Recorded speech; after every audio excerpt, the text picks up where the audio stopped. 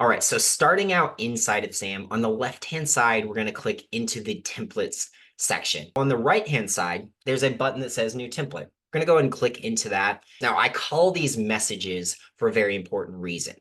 They're technically not emails, they're technically not text messages, they're messages. Now, I say that because if you remember back to the contact card, we have that preference section. Now, I like to say, I'm a millennial, don't call me, right? I don't really like phone calls.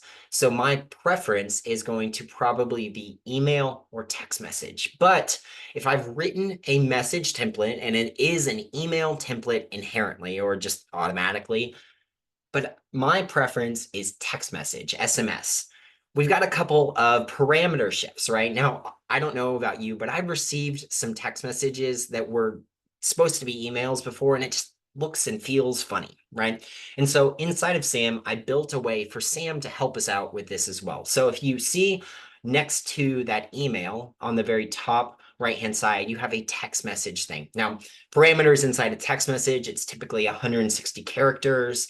And so obviously this email isn't going to do for us what we need to do. So let's go ahead and click into text message because I don't have a text message built out just yet. Sam's going to say, hey, you don't have an email or a text message.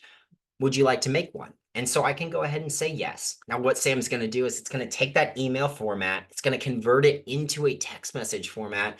And now we have a text message that is going to give the overall goal of this email. So now we have both message types built into this one template. So that's really cool. And so now go ahead and read it, review it, make sure it sounds good, make sure it sounds like you, and make sure it has all the information you're looking for. But once we are done with that, we have both an email, a text message. We either imported in a template or we wrote a template or we had Sam help us write that template, and we can go ahead and infuse ourselves into it and hit save.